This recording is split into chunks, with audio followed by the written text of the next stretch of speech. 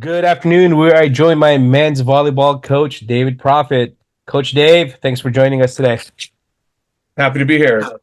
Hey, before we get started talking about the current season, let's talk a little bit about last year. Obviously, what a great run last season, all the way to the semifinals of the 3C AA state championships. Tell me, tell me about that season. How special was that?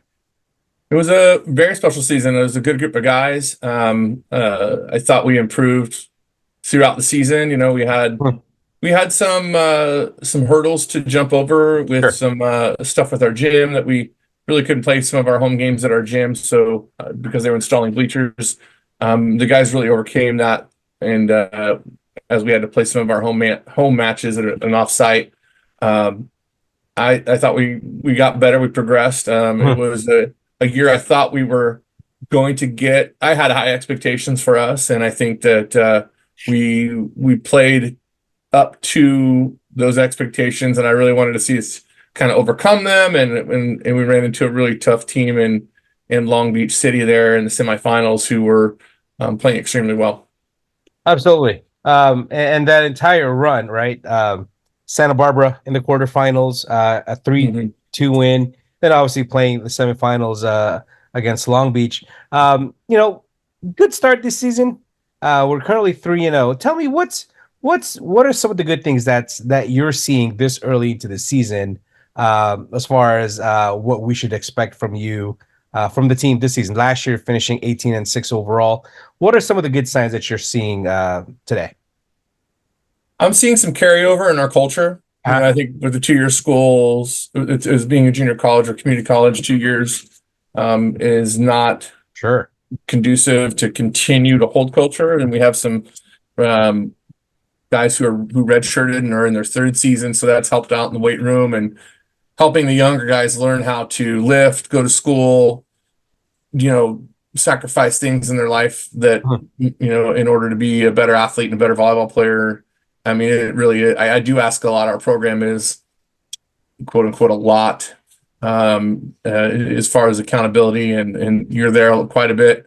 And we do that because we want players to move on to the next level. We want them to move on and play at the 4 year level at some level. I do think that this year has been already we've already been there's a lot of connectivity with our guys, and it's something we talk about and spending time together and on and off the court, and spending time in our study hall, the ozone, and making sure that we're in there doing schoolwork, and we're in the weight room working out together. And that's kind of where the culture is built, I think, or in between those periods when we're in the Mesa Commons eating at the cafe, or those things are really valuable. And I think it's shown over the summer, fall intercession that those guys have really come together, and some of the older guys have, helped the younger guys get on board real quick. So that is a portion of our success for sure.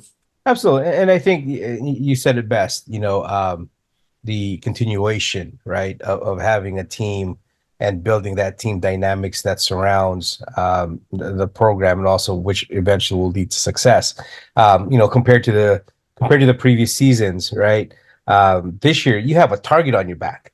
You guys are, it's, prior to last season, the year before, and I always say this story. I remember when you first came back to Mesa and you were out in the quad, literally looking around and saying, that guy looks athletic. Let me go, let me go out and grab him and see if he wants to play. To where the program is now. I mean, you got guys that are 6'5", 6'6", 6'7", I believe. Guys that are just true athlete volleyball players. Let me ask you this. This is kind of a interesting question. Fell short last year. Obviously Cinderella season. What was, if any, do you think was the biggest missing piece from last season? And to continue to that, have we addressed that? Yeah, I think experience, belief, those two Mhm. things. I mean, you have to have gotten there or gone through that Yeah. to kind of know what to expect. And I believe that now we kind of we have had that. Uh, you know, experience is the biggest thing right now, is to have played in big matches, and know kind of what to expect, to have confidence going into um, consequential matches, and in that case against Long Beach City last year in semifinals, a possible season-ending match. Um, I think, have we gotten to a point where that's remedied? I think and hope so. I mean, I see a group of players on our team who are more confident, and a part of that comes from experience, and with experience comes a higher IQ, and knowing what to do or be calm in pressurous situations. So we continue to talk about that and mental toughness, and I think we have a talented, skilled group of players, and I think that if you can add mental toughness Yeah. and stability in stressful moments, that skill, that talent really, shines through. I mean, you can't win with talent. You can't win with just skill. You have to have the ability to play together as a group, and Sure. get through moments that are inevitable in a season where you're going to go into the tank and teams are going to make runs on you, and how we handle those adverse situations is really going to determine how we build going forward each Sure. match. I mean, I don't mind those moments when we get into those pressure situations, because we're going to run into it in the big matches anyway. So that's going to be kind of the thing that helps us, I think. Sure. And I think, just from what I've seen, how you've just literally transformed this entire program is the confidence of these players.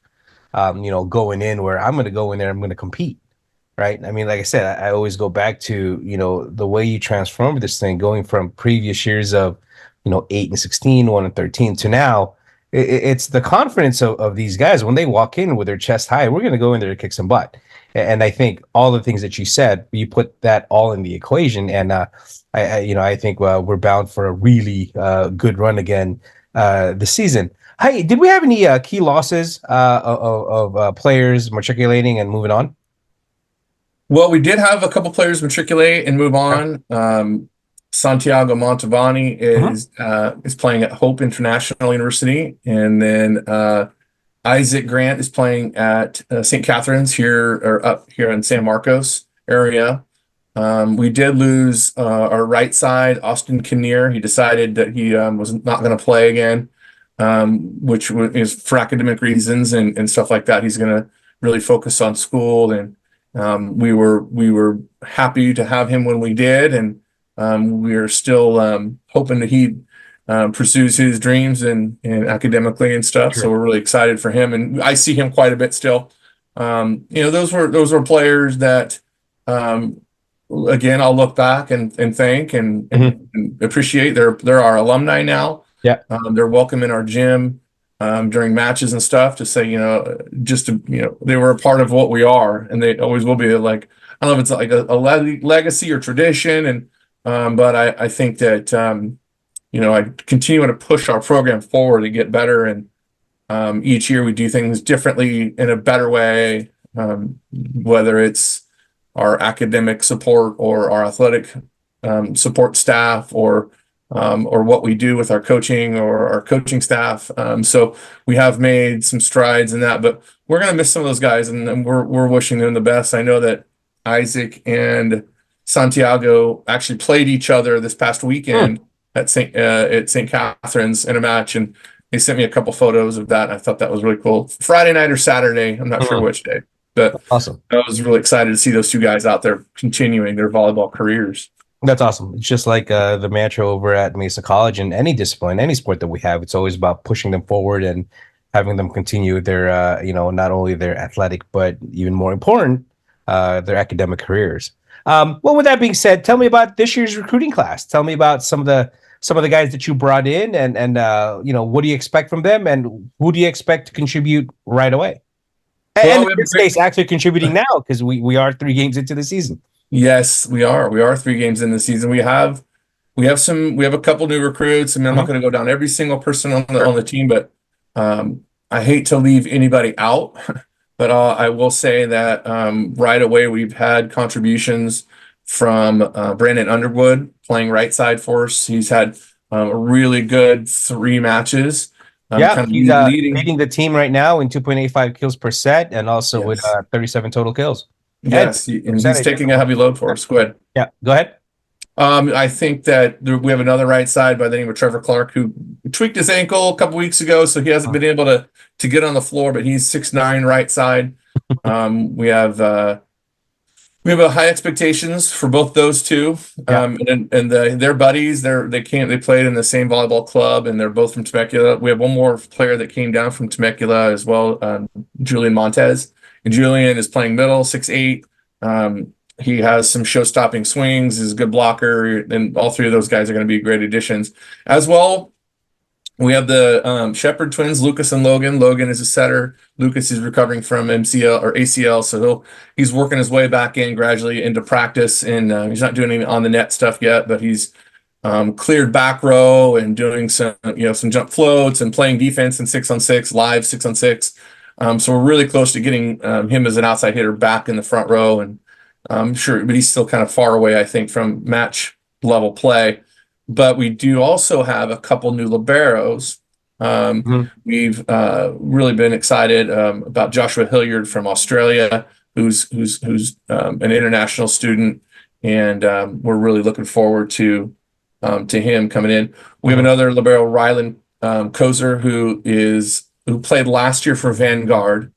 And people don't know Vanguard won the NAIA National Championship last year, and he transferred back here to San Diego. He's going to play 1 year here, and I believe he's still a freshman. I don't think he played in enough contests.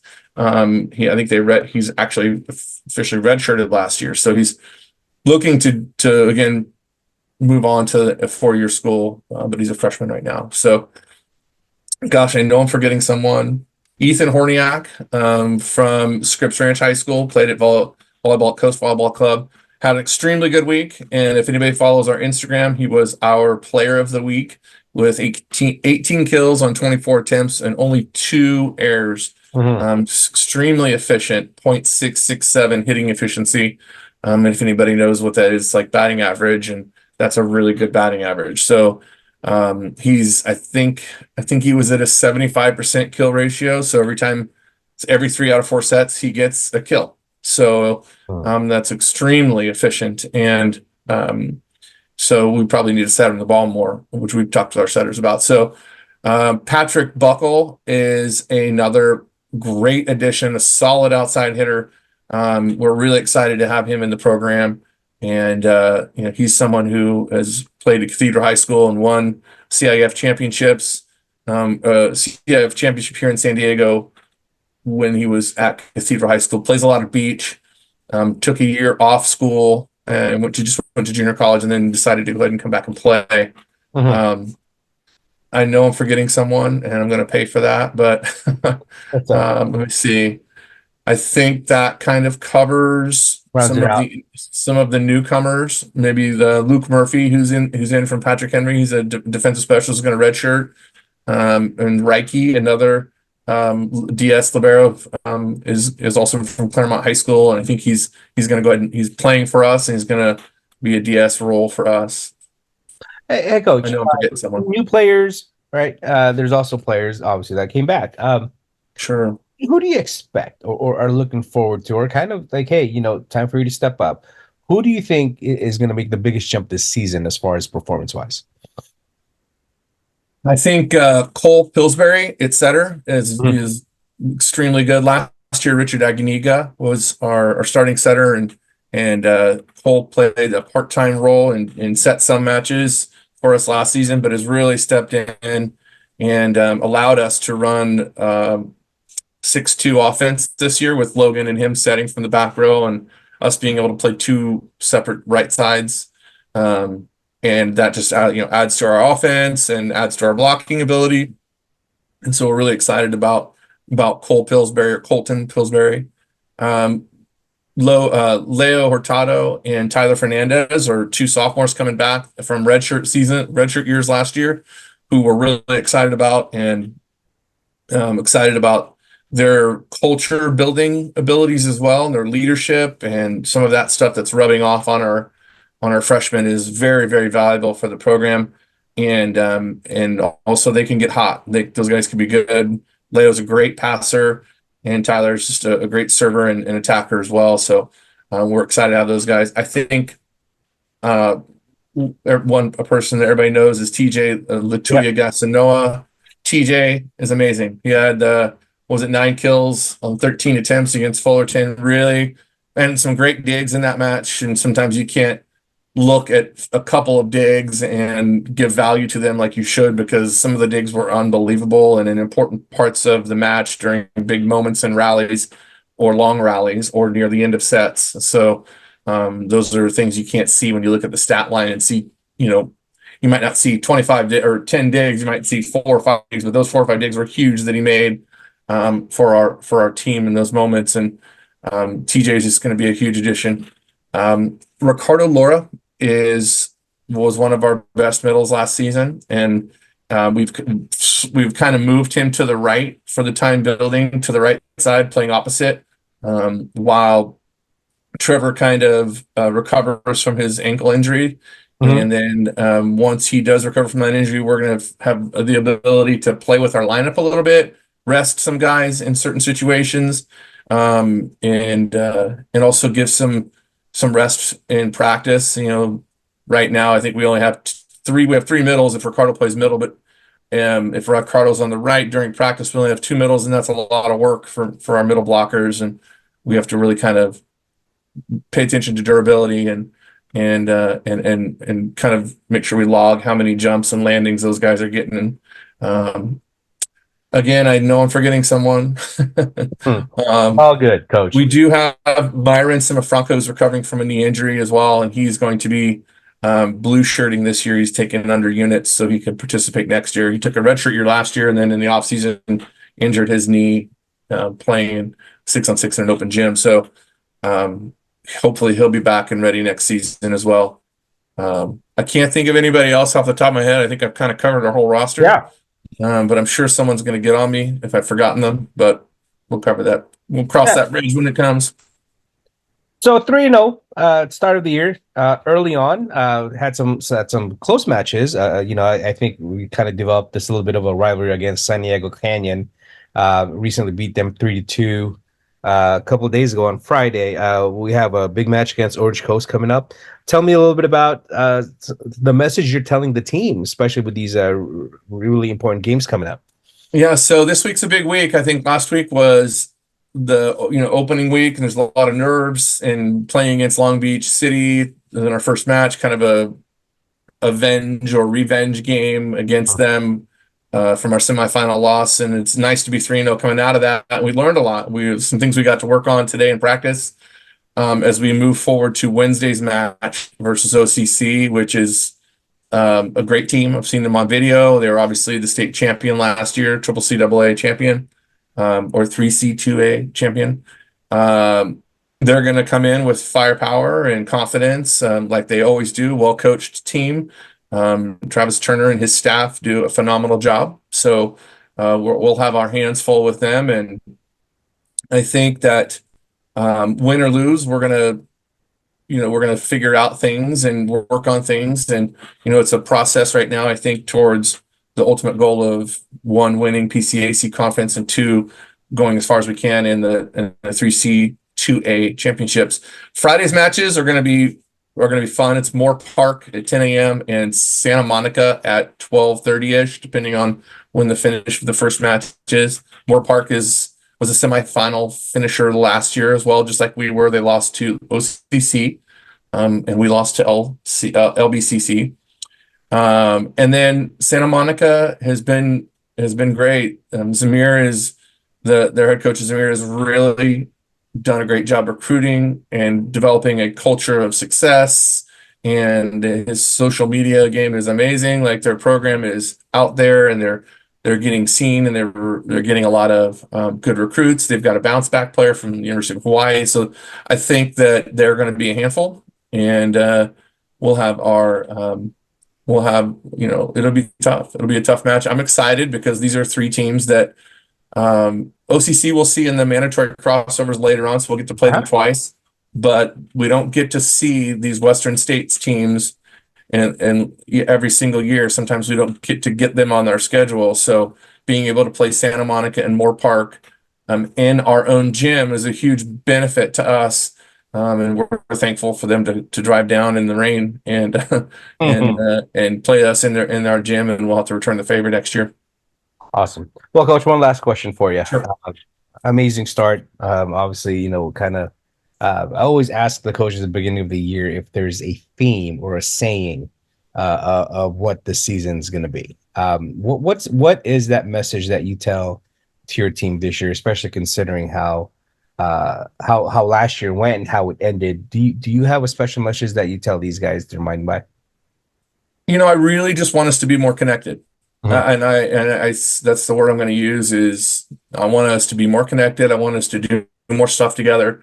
Um, I think we understand each other better, person to person, and we're able to really, the stuff that would normally bother you during a game won't bother you as much or even at all.